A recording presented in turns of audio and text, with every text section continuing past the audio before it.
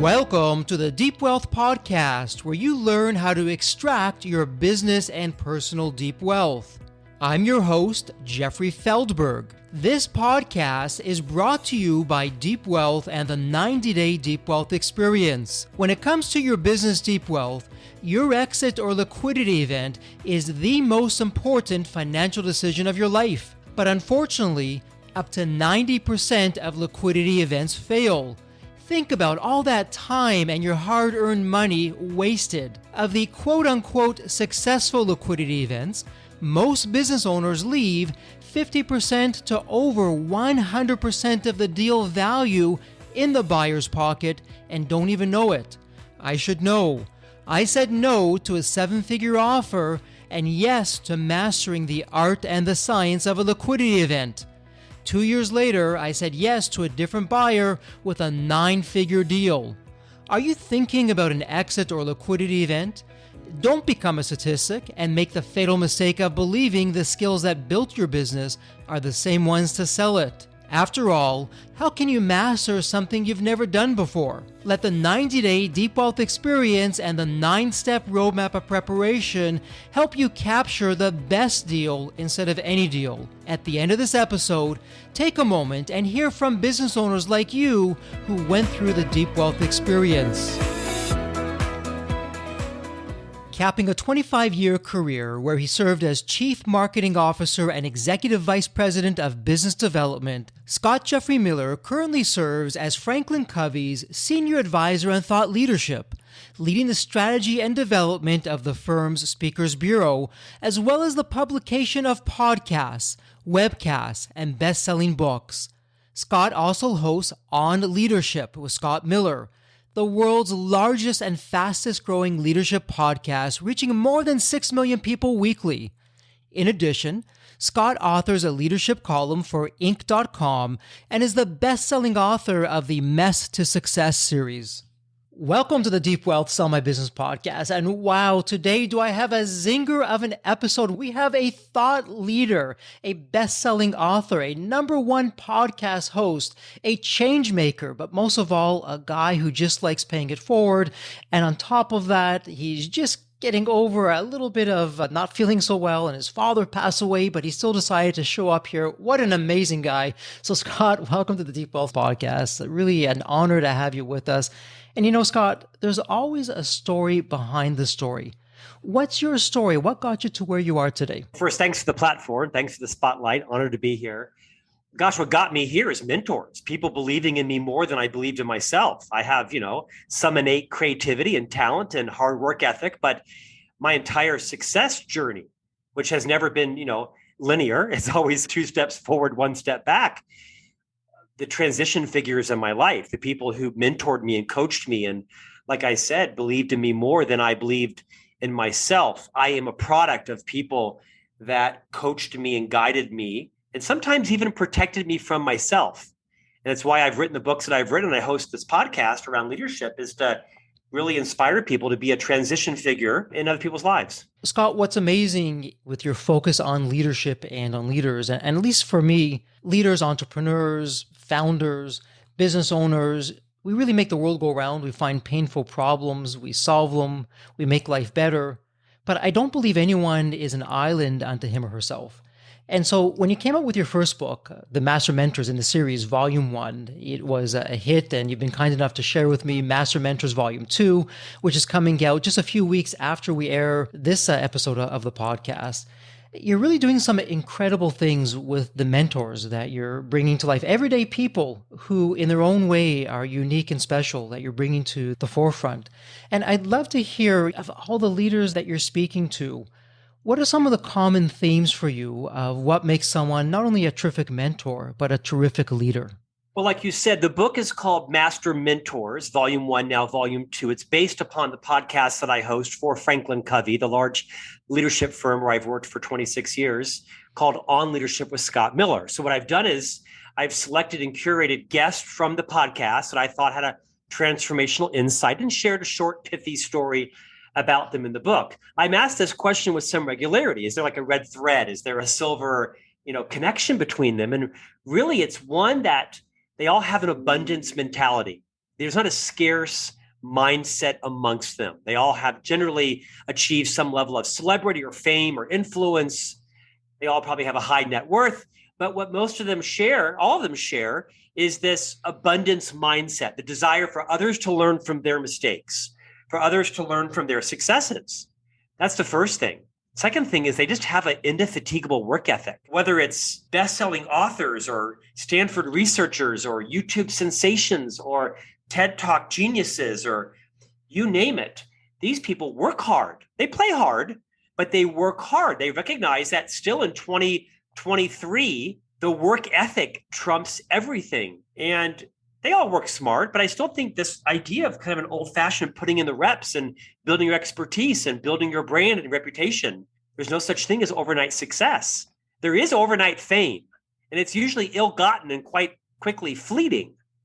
But I think what most of the mentors have is that combination of an abundance mentality and a really tenacious work ethic to get and achieve the impact, the expertise that they created in their specific area of understanding. And so with that abundance mentality and the work ethic, you've really highlighted a few different traits of the leaders.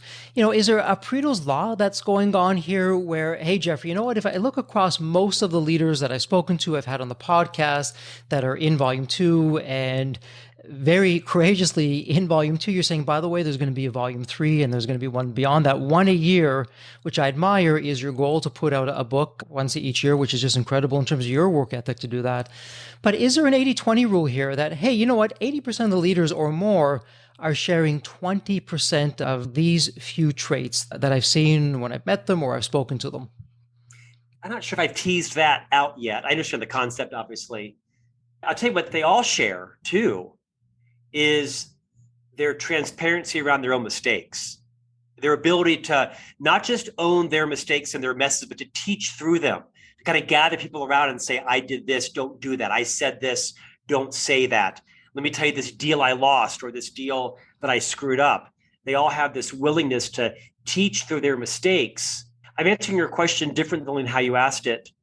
They have strong confidence. Humility flows from confidence. They're able to talk about their mistakes because they're confident in what they're great at. Each one of them has mentors. Each one of them have talked about who mentored them in their lives. But I don't know if there's a Pareto's philosophy. Maybe so. I'll think more about that now that you've asked it. Fair enough. And Scott, what was interesting as I read through the book, and for our listeners, in the show notes, we'll put a link, and I encourage you to get the book and read it. And what I loved about the book, firstly, is you have these barcodes in there that take you specifically to the episode on the podcast so you can watch it and see it in real time in terms of what was being said. But Scott, you're being incredibly vulnerable. You're talking about a leader, and then you're saying, hey, in this one particular case with this leader, here's how it impacted me as a leader myself or as a father or in FranklinCovey. And, one of the stories that's coming to mind is you're sharing how an event for your child and you're in a ceremony for your child and the phone is buzzing off the hook, your cell phone, and you take a step aside, you pick it up, and it's from one of the leaders within FranklinCovey that there's a huge snowstorm. You have an event of 300 people and this person's not going to be able to make it. And based on your experience with the mentors that you've had, you said, okay, leave it with me. And literally you're taking red eyes and flights and overnight, and you're showing up to really lead the seminar, not knowing any of the material, but you're doing it anyways. And there's a happy ending to that story. And perhaps you can share that with our listeners.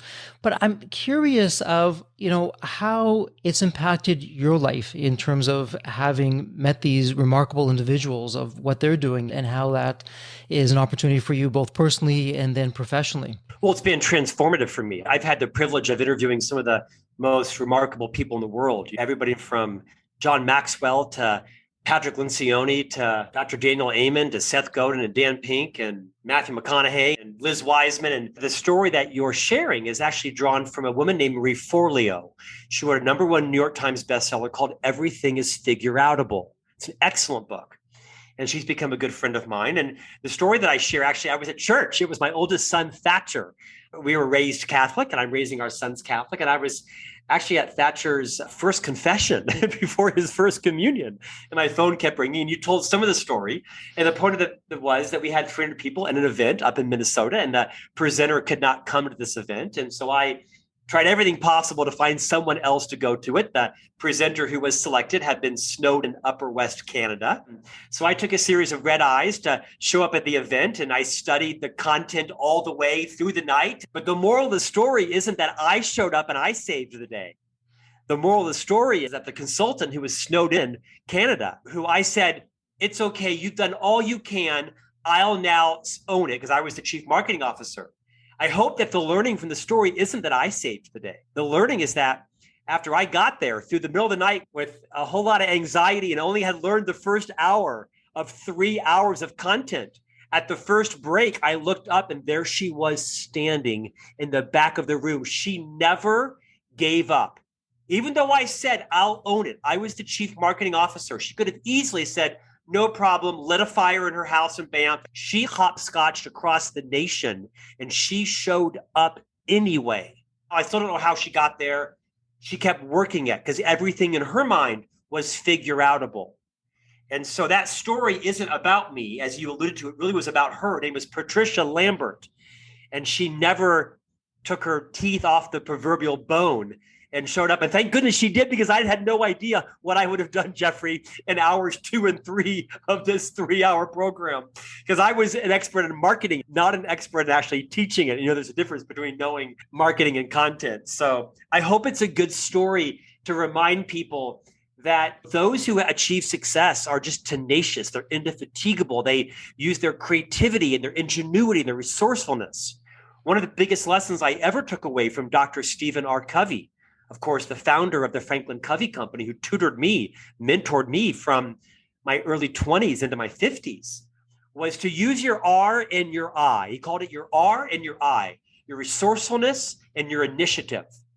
And when you use your resourcefulness and your initiative, pretty much everything in life is figure outable.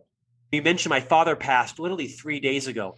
Great life in his late 80s. It was a peaceful passing. We accelerated his passing with some medication and some treatment in the hospital. But I had to use my resourcefulness and my initiative to kind of work through the hospital protocols ethically and such. But really, my R and my I kicked in at my father's sort of traumatic passing, because my father could have lingered for days or weeks more, being very scared and traumatized. And I felt like it was time to accelerate his peaceful passing. It's a bit of a morbid story, but I really drew upon my R and my I to help my father, who was ready to pass to his next life. And so it's something that Dr. Covey, who's a mentor of mine, taught me. And I teach it in the second volume, the third chapter on Marie Forleo, Everything is Figure Outable. Long answer to your short question.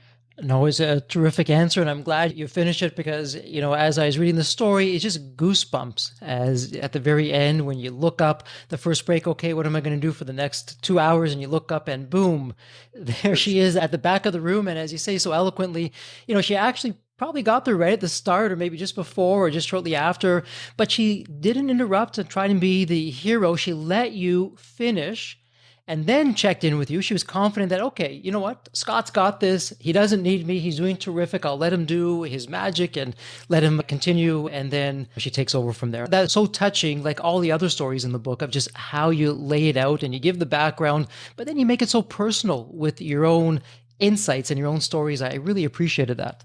Well, I appreciate you reading it. Thank you very much. And I hope that when readers read the book, they don't think it's a book about me. I share a lot of my own successes, a lot of my failures. I share how I've struggled with some of these mentoring concepts as well. That was the elegant part of this chapter, is she could have easily walked up and nudged me and said, I'll take over now. But she chose to stand in the back and watch me. And I'm sure if I would have been horrific, she would have made sure her presence was known and could have saved the day. But she didn't try to save the day. It's so many leadership lessons that I learned from her, which was not saving the day when it's not necessary, being there to catch you if you needed it. And I needed her, by the way. And she was mature enough to realize I was doing okay. And literally, I invited her back on and announced to the whole group. And I'm delighted now to pass the baton to my well-enabled colleague, Patricia. So no one knew the difference. And I really tribute her for both knowing when to lean in and knowing when to step back. And I learned a lot from that. I hope the readers do as well. And, you know, as I was reading the book, I think it was a story with Patty McCord, and imposter syndrome that I was really leveraging that today, Scott. I thought, okay, who am I? I'm going to be interviewing a #1 best-selling author and podcast host, and imposter syndrome said, but remember the Patty McCord story. And it's something I feel the listeners will really benefit from. Yes, you have some big name people, but you also have other people that we wouldn't have necessarily heard of. And they're successful in their own right, but you pull out the snippets that really pull it all together, make a whole lot of sense. You start the book with Zafar Masood and his story, just really a goosebump story from beginning to end of how he survived just a horrific crash, but what went on as it was happening, and then more importantly afterward, and how he now pays it forward with the lessons that he learned, and how you're helping him to pay that forward with that message. Yeah, to your point, Zafar Masood was the CEO of the Bank of Punjab, not an internationally known organization. It's a banking institution in Pakistan. And like you and I, flew daily on planes across his nation. And this particular plane crashed. It was a fairly publicized commercial airline crash where everyone died with the exception of one other passenger, and this unbelievable story of falling from the sky and bouncing off roofs and surviving this plane crash, and really then deciding, okay, so now what? What's next in life? And how all of us don't want to have to survive a plane crash to decide what's important to us and what do I do now? To your point, Patty McCord, Master Mentor number 43, she was the former chief people officer of Netflix, and the lessons that she learned around how it's often easy for us to get into the language we speak, human resource language or IT language or sales language. And we really have to understand, are we speaking the language of business? Are we speaking a language that is ubiquitous? I think a lot of people in people development and entrepreneurs for that matter, we speak a language that is full of acronyms and jargon and such. And if you're going to be an effective communicator, you've got to be really jargon-free and straight talk with your language, be able to have high courage conversations and discuss people's blind spots and give them feedback. And so Patty, of course, has gone on to remarkable influence as being one of the lead authors behind the Culture Deck, which was a fairly viral culture tool based on how Netflix really became Netflix. And to your point, there are some famous mentors and some not so famous mentors. I wrote the book episodically so that it might hit someone exactly where they are in life. Perhaps they're recently widowed, or perhaps they just sold their business, or they're a new entrepreneur, or perhaps they're just gone through a divorce or a termination or a setback. Each chapter is very short, easy, breezy. It does ask a transformational question of you about what will you take from this. Some of the lessons are about understanding your unconscious biases and understanding, do you know the business of your business? And are you communicating it well? It's both professional and personal. A publisher passed on the series because they thought it was too episodic, and now they kick themselves. And we joke about it every time I release a new version. I have some other books with that publisher. I'm delighted that you were finding value in some of the different intentionally episodic stories in the book. Again, every one of these mentors had to be a guest on the podcast. That was the criteria. And it's not easy writing a book about 30 different people, getting their permissions and their sign-offs and their publicists and their agents. By the way, don't ever write a book about 30 people. It is like passing legislation through an acrimonious Congress. It's a little bit of a loaded question with what I'm going to ask. It's like almost asking you to choose, well, which one of your 3 sons is your favorite? But I'll ask, anyways, of the now 60, and maybe we'll focus on volume 2, of the 30 in volume 2 of the mentors that you talk about, is there one of the stories, one of the mentors that resonates with you more than any of the others? Sure. So the first 30, the book Master Mentors, my favorite probably is Nick Vujicic. He's a very famous speaker, Australian by birth, Texan by choice. He's, of course, born with no arms and no legs. And Nick Vujicic is a very famous public speaker and author, and he teaches the concept of gratitude. I strongly encourage you listeners to buy volume 1 and just read the chapter about Nick Vujicic and ask yourself the questions in the chapter. I think my favorite from volume 2 is Bobby Herrera. He's the second mentor, number 32. They go in sequence. So book 1 is mentors 1 through 30, and book 2 is mentors 31 through 60, and on like that. Bobby Herrera is a Latino American that is an entrepreneur. He owns and built his own company. He shares a story around he and his brother were in high school from a very meager family, an immigrant family from Mexico into Texas, I believe. I believe he now lives in the Northwest, a very successful entrepreneur. And he and his brother were on a high school football team. And every Friday evening when they would play a football game, the bus of football players would stop at a restaurant and everyone would get off and go in to have dinner.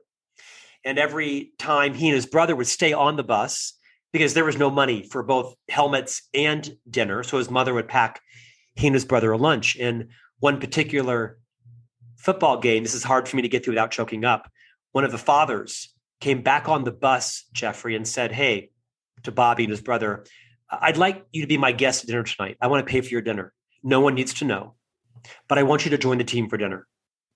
And I'm not doing the story justice, but it was the first time in Bobby Herrera's life that he'd ever felt seen by anyone. He couldn't see past dinner, let alone tomorrow. Had no purpose, no focus, no vision for life. And this one person, by stepping back on the bus and walking back in and saying, hey, Bobby, can I buy you and your brother dinner tonight? No one needs to know. I just want you to be part of the team. It was a transformational moment in Bobby's life. He went on to serve an honorable term in the U.S. Army, serving our country, went on to become a very successful entrepreneur, not without many setbacks. And when he wrote a book called The Gift of Struggle, it's a very short book, The Gift of Struggle, he opens with this story. At this book launch, he invited that father to come back to the book launch 30 years later. Didn't tell him why. The father came back and they got a standing ovation. And the purpose of the chapter is around being a transition figure in someone else's life. Who will you help feel seen today? Who will you walk back onto the bus and do what you need to do? I think to your point, for so many of us who have been successful in life, not without many setbacks and trials, tribulations, and perhaps we've developed some confidence or skills or mentoring or even personal wealth, that we can now become a transition figure. People in the Bobby Herrera story will bring you to tears in a positive way, and it will motivate you to become a transition figure in other people's lives. It's hard to pick, but Bobby Herrera had an indelible imprint on my life. Buy the book, The Gift of Struggle. Way before you buy my book, buy his book first because it's phenomenal. And you know what? I've been reading the book in the morning, and I have to share with you, Scott, that I've been doing bite sizes, a little bit at a time, and I love how you structure the book that way. But for the rest of that day, the stories that I've read are now, I can't get them out of my mind. And I did. With the Bobby Herrera, it was just, again, another goosebump moment. And I'm thinking, okay, who in the past have I helped, but how many more people can I now help that maybe I've just taken for granted? And sometimes it's just what seems like the smallest of gestures that we can do is such a big impact that we don't even realize what the big impact is and the life that it can change. And it just makes you more aware of that. And I'm wondering, Scott, as we look to the Deep Wealth community, so we're business owners, we're making a difference out there, we've built successful companies, we've earned our stripes, as the saying goes, and now we're preparing for what for many people will be the largest and biggest, most important financial decision of a lifetime. And when you're speaking and learning from these various mentors that you've had the privilege of speaking with, what advice would you have if you could be the voice for the mentors, the 60 mentors to date that you've brought and the many more down the road that will be with us? If you could be the voice of the mentors collectively, what would you be telling the Deep Wealth community, as it's not such an easy journey to do a liquidity event? After all, how do you master something that you've never done? And you do need mentors along the way to help you to get that done. But what would be some insights, or no pressure here, Scott, some words of wisdom that you might be able to share with our listeners? Ann Chow is master mentor number 7 from the first book. Ann happens to be the CEO of AT&T Business. It's a $40 billion division of AT&T. She actually is the first non-white, non-male CEO in AT&T's 120-year history. Ann is Asian American. And Fortune magazine's top 40 most powerful women in business, a master mentor, best-selling author, business titan, one of LinkedIn's biggest influencers. Ann checks every box in terms of competence and character. What I love most about Ann, Jeffrey, is Ann is known for saying, I don't know about that. Teach me about that. I mean, this is the CEO of a Fortune 50 equivalent business. Yet I hear her say so many times, I don't know about that. Teach me about that. She just has this curious mind, and her confidence flows out of humility, not out of experience or arrogance or intellect or accolades or hundreds of thousands of LinkedIn followers or money in the bank. Her curiosity is her hallmark. So to the extent it helps some of your listeners and those who are entrepreneurs perhaps facing what is one of the biggest, most important decisions in their life is to don't be afraid to ask questions. What should I know about this? How do these things go wrong? What are the questions I should be asking? Where I might screw this up? Your humility, your curiosity is going to be enormously successful, enormously valuable for you. No one earned out a successful transition because they faked it or because they winged it. They just asked every question possible. They realized where they perhaps headed wrong or what concessions they might need to make that were better for the long term and maybe not as good for the short term. Which brings me to my second insight. Dory Clark is one of the mentors in the first book. She wrote a very successful series of books. Her most recent book is called The Long Game. And the tagline basically is thinking long-term in a short-term world.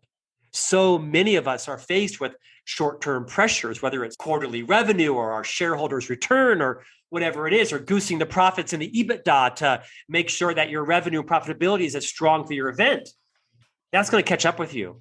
And I think it's almost a leadership competency, Jeffrey, to summon the patience to think long-term in a short-term world, to think long-term when everything is valued, it seems like in a short-term capacity, except for your character, except for your reputation, except for your word.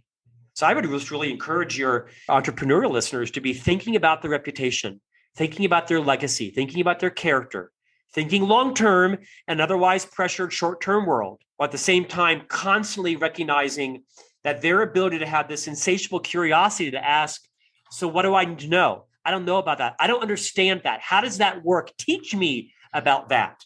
That's a sign of maturity that will probably exponentiate your exit. Because last time I checked, you can't attach ego to a deposit slip in your bank account. So true and so often forgotten. For our listeners, what I found in my own experience of Scott with your book, with the Master Mentors of Volume 2, and thank you, you've been very generous in sharing the books of the mentors. So as an example, you're talking about BJ Fogg and his book, and then you go on to the next one. And so my reading list has just exponentially expanded. So between the QR codes of watching these in person, I own you for a year, Jeffrey, or more. Maybe I'm not such a quick reader. I'm delighted to hear that because that was my mission.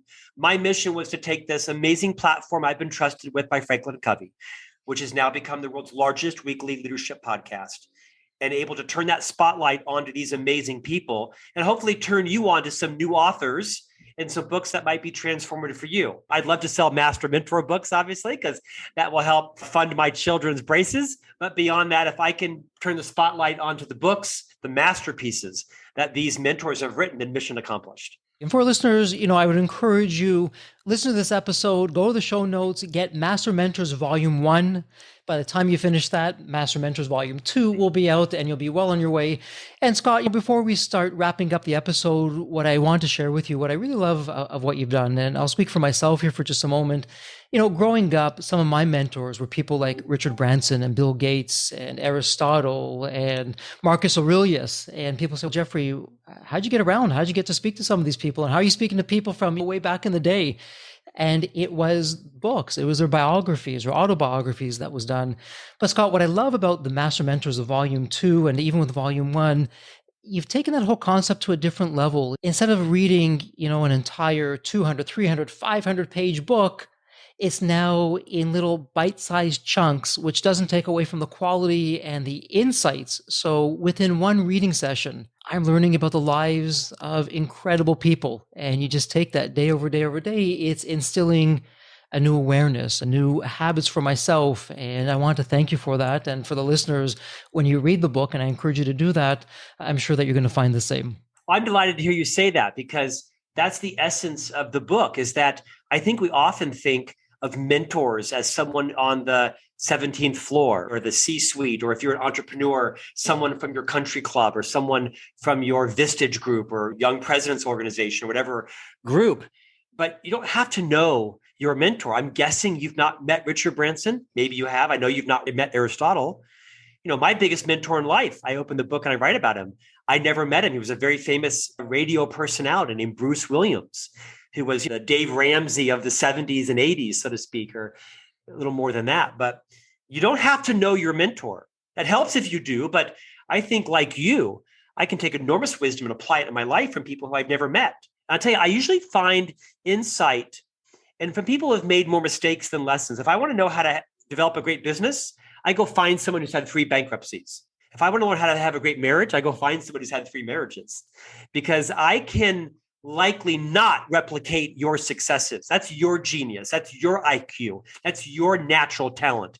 That's your trust fund. That's your work ethic. I can't replicate your genius into my success in most cases. However, Jeffrey, what I can do is I can learn from where you did it wrong and avoid those potholes. Oh, you did that? Oh, that was tempting.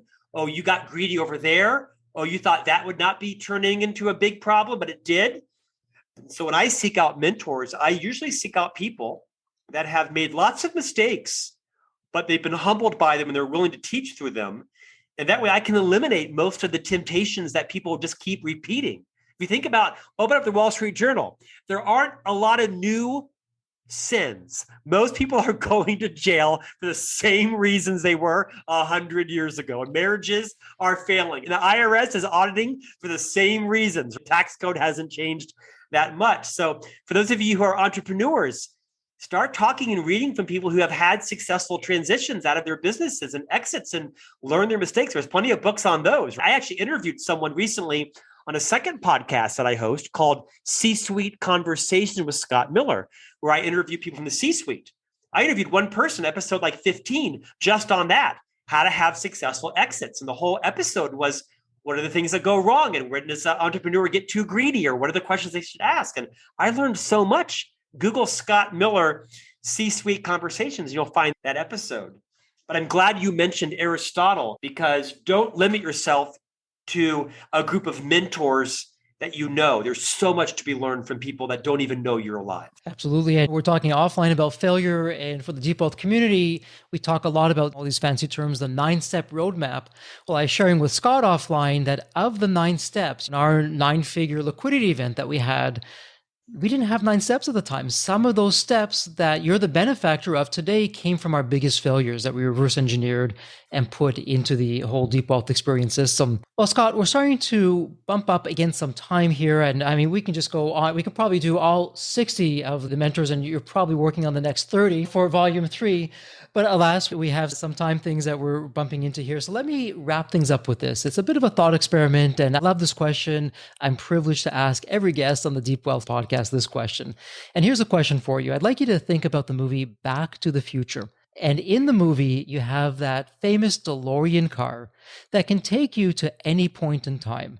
So Scott, imagine now it's tomorrow morning, and you look outside your window, and there it is, the DeLorean car. It's not only there curbside, but the door is open. It's waiting for you to hop on in, and you can go to any point in your life. Scott, as a young child, a teenager, whatever point in time it would be, what are you telling the younger Scott in terms of life wisdom or lessons learned? Or, hey, Scott, do this, but don't do that. What would that sound like? Well, this is easy. At the end of the day, all that matters is your reputation. And your reputation is the collection of all of the decisions you make, all the commitments that you make and keep. So I would have guarded my reputation more carefully than I did. I've generally done a good job at that. I've not ever been incarcerated other than like for an hour for speeding or some stupid thing like that. I've had a really clean business career that I'm proud of. But just small things, saying I'll do one thing and then not doing it, or overcommitting and under delivering or over promising. I tend to have a habit of doing that, of saying to my sons, I'll be there, but then not for a game of some sort. So I would say at the end of the day, your reputation next to your soul, if you're a religious person, is your most valuable asset. And that combined with that, relationships are the most important thing in life, is to slow down. I think it was Brendan Bouchard, one of the mentors in volume 1, that said, nearly everything in life is done better, slower. Slow down. And that's hard for me because I'm a very productive, active person. My entire hallmark, my success of my career, my personal wealth is a result of efficiency, faster, everything. And there's a time to be efficient. And there's a time to be effective. And you cannot be efficient with your reputation or with relationships. You can only be effective. So know when to be efficient, emptying the dishwasher, taking out the garbage cans, your social media, the ATM machine. and know when to be effective. Your relationships with your children, with your investors, with your spouse, with your parents on the weekend. Know when to be present. There's a great art in knowing when to be efficient and when to be effective. Well, certainly words to the wise and some terrific insights to send us off with. And Scott, as we wrap up this episode, we're going to have all your links in the show notes, all your podcasts and the books and everything else that goes along with that. But that said, is there one particular online resource or site or place that you'd recommend our listeners to visit? Sure. Thanks for asking. So everything is at scottjeffreymiller.com. All the books I've written, of which there are 8, my Inc. columns for Inc. magazine, all the blog posts on LinkedIn, all the podcast episodes, everything is at scottjeffreymiller.com. I'd love to have your listeners visit that for a treasure trove of resources. After, of course, they watch all your episodes. Love to have you buy the books that I've written. Thanks again for the platform and the spotlight today, Jeffrey. Absolutely. And for our listeners, when you visit the scottjeffreymiller.com site, please check out the About page on Scott. It's an absolute riot. He's just a very funny but modest guy, and you got to absolutely read this. I was all smiles and laughing when I read that. Well, Scott, listen, it's been an absolute pleasure. Thank you for taking part of your day and spending it with us here on the Deep Wealth Podcast. And as we wrap this up, as always, please stay healthy and safe. Thank you, Jeffrey. You're a class act. The Deep Wealth experience was definitely a game changer for me. This course is one of the best investments you will ever make because you will get an ROI of 100 times that. Anybody who doesn't go through it will lose millions. If you don't have time for this program, you'll never have time for a successful liquidity. I mean, it was the best value of any business course I've ever taken. The money was very well spent. Compared to when we first began, today I feel better prepared, but in some respects, maybe less prepared, not because of the course, but because the course brought to light so many things that I thought we were on top of that we need to fix. I 100% believe there's never a great time for a business owner to allocate extra hours into his or her week or day. So it's an investment that will yield results today. I thought I will reap the benefit of this program in 3 to 5 years down the road. But as soon as I stepped forward into the program, my mind changed immediately.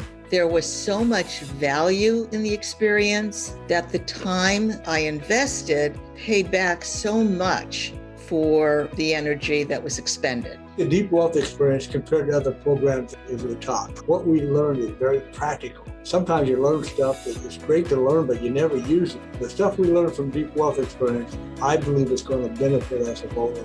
I've done an executive MBA. I've worked for billion-dollar companies before. I've worked for smaller companies before I started my business. I've been running my business successfully now for getting close to a decade. We're on a growth trajectory. Reflecting back on the Deep Wealth, I knew less than 10% what I know now. Maybe close to 1% even. Hands down, the best program in which I've ever participated. And we've done a lot of different things over the years. We've been in other mastermind groups, gone to many seminars, workshops, conferences, retreats, read books. This was so different. I haven't had an experience that's anything close to this in all the years that we've been at this. It's 5-star, A+. I would highly recommend it to any super busy business owner out there. And Deep Wealth is an accurate name for it. This program leads to deeper wealth and happier wealth, not just deeper wealth. I don't think there's a dollar value that could be associated with such an experience and knowledge that could be applied today and forever. Are you leaving millions on the table? Please visit www.deepwealth.com/success to learn more. If you're not on my email list, you'll want to be. Sign up at www.deepwealth.com/podcast. And if you enjoyed this episode of the Sell My Business podcast, please leave a review on Apple Podcasts. Reviews help me reach new listeners, grow the show, and continue to create content that you'll enjoy. As we close out this episode, a heartfelt thank you for your time, and as always, please stay healthy and safe.